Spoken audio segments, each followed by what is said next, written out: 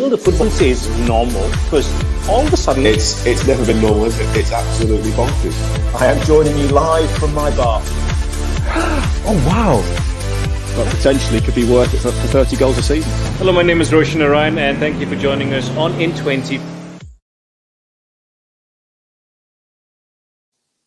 What's up, Curry Puffs? Thanks for tuning in. As usual, Danny and myself will talk about things that we're not supposed to talk about, and then we get ourselves into trouble in the world of football. Danny, fake news. Jurgen Klopp has come out and had a go at one of the biggest portals or websites or agencies, The Athletic, which I'm a big fan of as well, for spreading fake news about certain things that were going on in the dressing room at Old Trafford when Cristiano was not given a red card, etc., etc.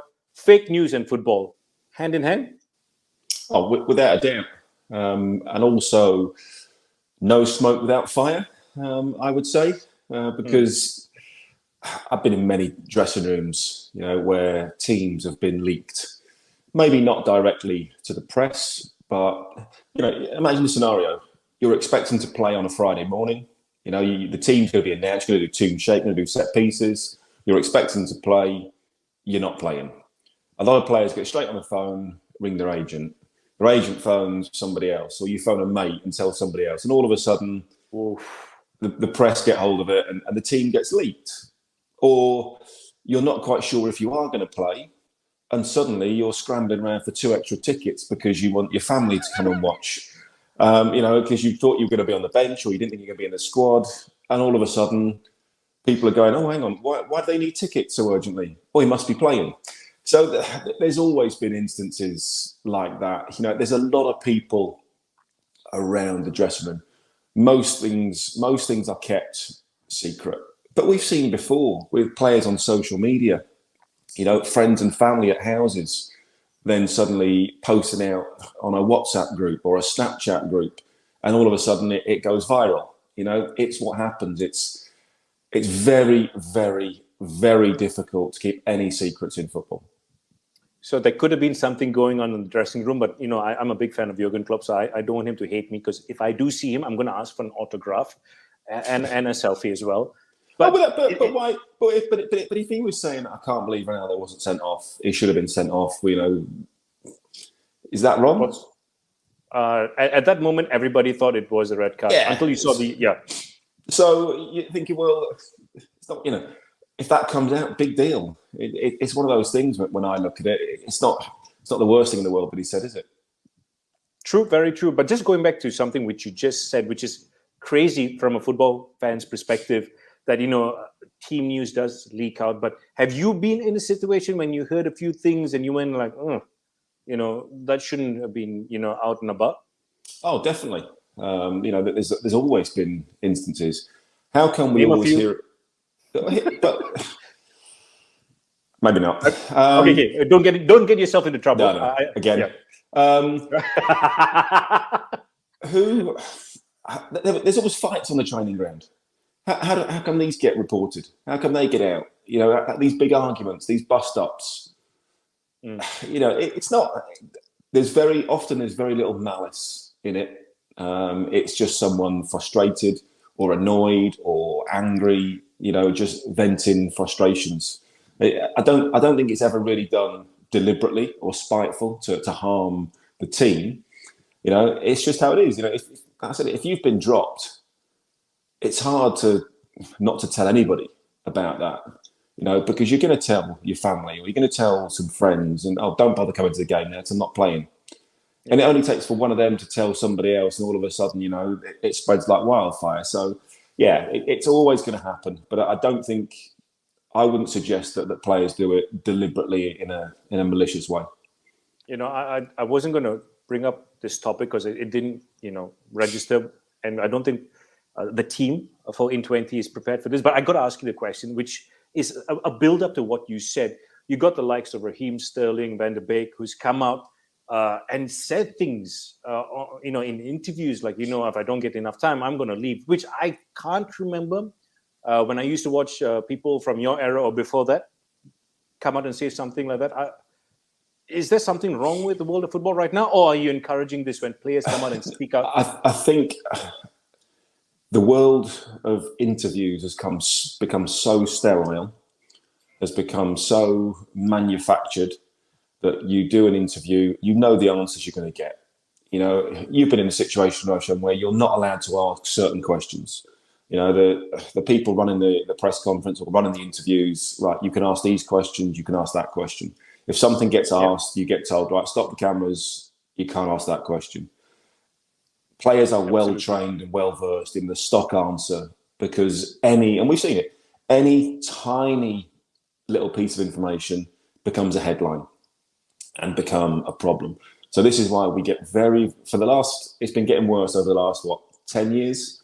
We get very bland, very boring interviews where nobody says anything. All of a sudden now, players are starting to have a voice and starting to say, no, hang on a minute. We are able to speak up. We are able to have an opinion and a considered opinion, you know, not just spouting for the sake of it, you know, not just being angry, actually just being honest and coming out and saying how they feel. And suddenly now it makes headlines. It's like, surely we all know that if, you know, these players don't get enough game time, they're going to want to go and play. It's like, breaking news. Player that's not playing wants to play. Oh my goodness me. Let's just stick it on every single, you know, I've been in dressing rooms where lads have been in a changing room or, you know, walking into the showers singing, please release me, let me go. You know, making it quite clear that they want to leave, you know, and that was considered funny, you know, and that's how it is. So, yeah, I think a little bit of honesty, there's nothing wrong with that. Okay, let's talk about something positive as honesty. Actually, no, there's no such thing as honesty in football. It's all lies. We just make things look better. But let's make things look better for Liverpool in terms of them moving forward. And I'm just going to show you something. Now, this is a scary sight to see if you're playing Liverpool. This is Liverpool with the ball against Brighton. They're moving forward. How do you deal with, technically, if you look at it, 4 forwards, 3 in midfield, and, I mean, the other players are where they're supposed to be. But how do you stop something like this? How do you stop the juggernaut known as Liverpool Football Club? Well, Brighton managed it. You score goals at the other end and you exploit weaknesses. But, I mean, that's going forward, you know, because you know that the fullbacks are going to push on. But that's not particularly any different. Is that any different to 4-4-2 back in the day? Now, if you think you had 2 centre forwards, 2 wide players, both wide players would push up, so you've effectively got 4 forwards. You then have 2 holding midfield players, but one of the fullbacks would join in on his side and the other one would tuck round. So you would still have had 3-3-4, you know, when you've got possession. So again, football hasn't really changed. Jurgen Klopp hasn't, you know, reinvented football. You know, it's when we get, again, it's all these new phrases, the gegenpress, the high press, the low block, the this block, the CDM, the CAN, the whatever it might be. It's basically defenders, midfielders and attackers, you know, closing people down and defending. That's it. You know, football hasn't changed. So, yeah, it might look a little bit unusual, but that's no different for when I played. There'd be numerous times where I could pick that as, let's say that would be Harry Kewell, Alan Smith, Mark Viduka, Lee Bowyer, Ollie Decore, David Batty, holding midfield player, me pushing up on the right-hand side, supporting, Rio Ferdinand, Lucas Radaby defending, and Ian Hart tucked around the other side. Horrible Leeds team, isn't it? Well, it is. So it's true. But equally... Those are legends, by the way. Yeah, but equally, that's the same formation. But when you're defending, it becomes totally different. And this is why people always talk about formation. Formations don't win games. Players win games. Formation is just is a base, is the starting block, generally when you're defending. Because when you've got the ball, you move and you find space. You don't just stay in one position. You go all over to cause problems. You know, and I think you just have a starting point to go from, and then when you're attacking, it has to be fluid. That's what causes problems, and that's what Liverpool are great at. and I mentioned this, I'm a Jurgen Klopp fan, I'm a Dortmund fan, and I've seen him evolve. He used to play the 4-2-3-1 with Lewandowski up front, and he would switch players. The positions would always remain the same, but he would switch players. Like when Blazikowski went off, Aubameyang came in, and etc., etc. But I mean, for me, I feel that he's evolved, and that's just me being, honest and biased. But I am a big fan of Jurgen Klopp. Let's talk about formation and changes, because it involves another team that Liverpool played just a week ago. They were hammered 5-0, and bang, bang, boom, Cavani and Ronaldo start up front for Manchester United. Why? How? And when did these changes come about? I think Manchester United went back to a counter-attacking team, which is how they've been best under Ole Gunnar Solskjaer. They're not good enough to press high up the pitch and close people down. They don't have the players to do that. They don't have the coaching to do that. Tottenham were pretty poor as well, you have to say. There was certainly no Liverpool that they were playing against. But Manchester United, even after the final, Manchester United have some fantastic players. They have a world-class player. Ronaldo's goal was absolutely sensational. Not just the strike, but the movement. That 2 yards back towards his own goal to stay on side, and then the 3 or 4 yards the other way to get into that space. That movement is what all kids should be watching, and they should be taught. That's why he scores the goal. Yes, he has the ability to volley it into the far corner. But if he doesn't make that movement, he doesn't score. Now, United have great players all over the pitch, so there will be times where they turn up and they win games. But are they going to do it on a consistent level against the top teams without having a plan, without being coached? No, I don't believe they can. Cavani's a fantastic player. Ronaldo's an amazing player. You look at the goal that Cavani scores. Ronaldo, great touch, picks him out with an inch-perfect pass, and then a sublime finish, for Cavani. It's absolutely brilliant. And 2-0, that's it, game over. Spurs are dead and buried at that stage. But I think we all know that, and we're all looking at, why did Manchester United decide to try and press Liverpool? Because that where does it come from? Well, it must come from the coach. Now, wait, so okay, now with United, that's my question. We spoke about this. Coach or manager? Is there any difference? Well, Ole Gunnar Solskjaer, whoever it is. Yeah, doesn't matter what it is. It's one in the same. Same person, different title. Ole Gunnar Solskjaer decides to go and press against Liverpool. Completely the wrong decision. Ole Gunnar Solskjaer's tactics against Atalanta first half, terrible.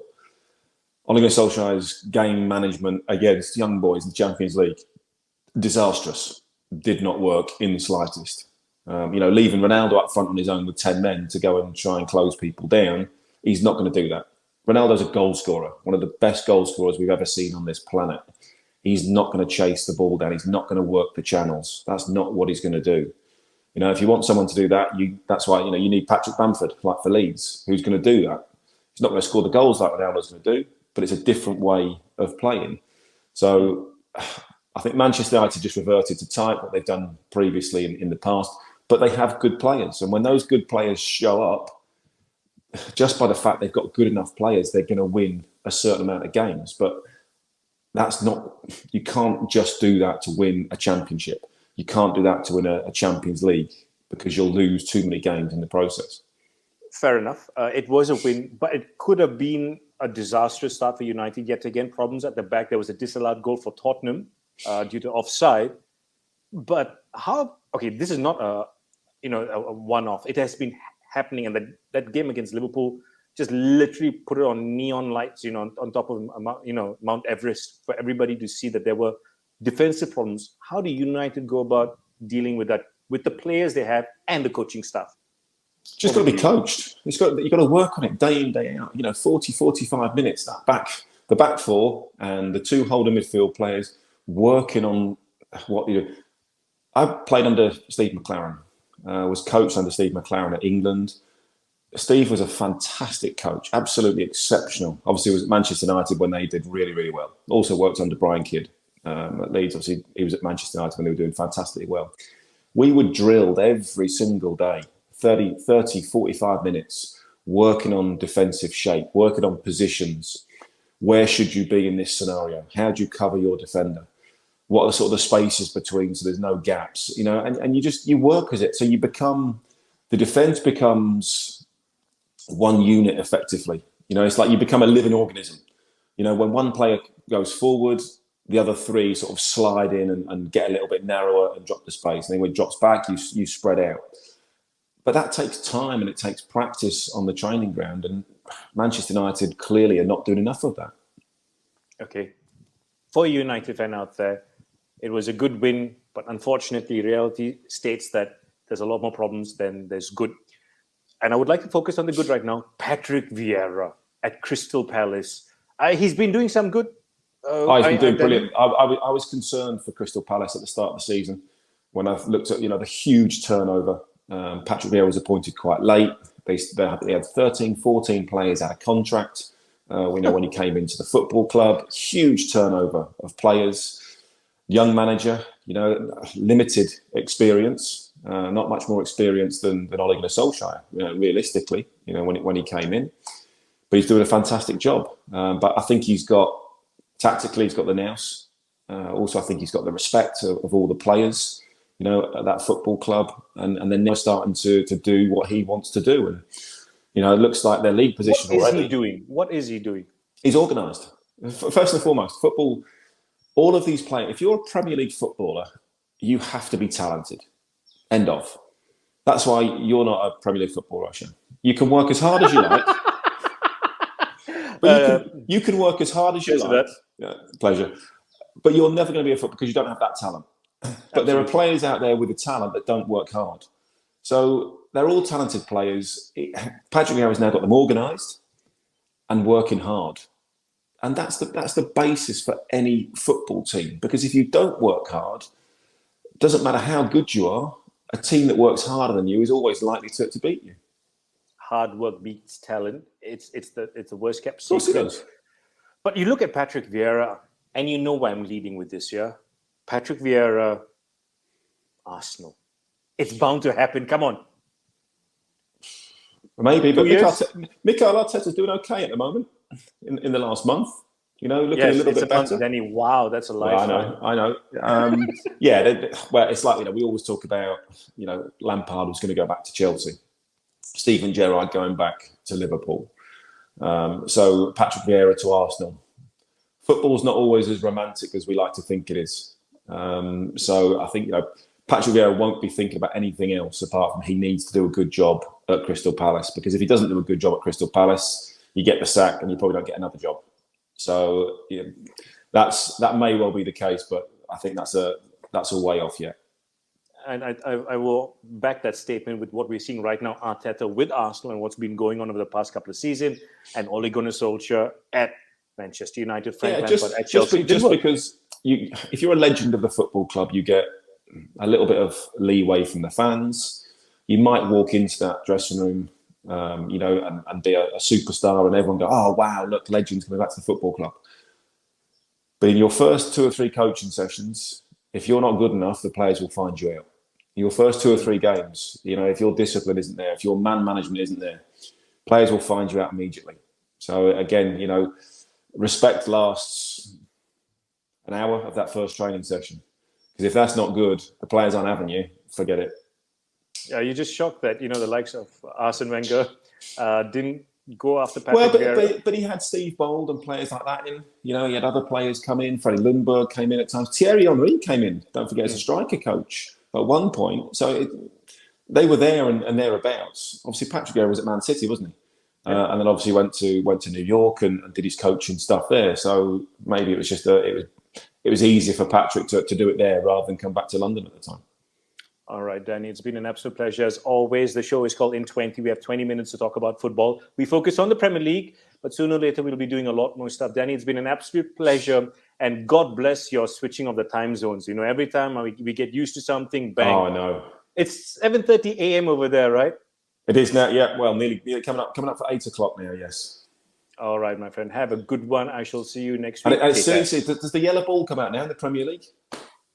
I don't know. It must be this time of year, yellow ball time, I think, isn't it? Orange is... Orange is the new yellow?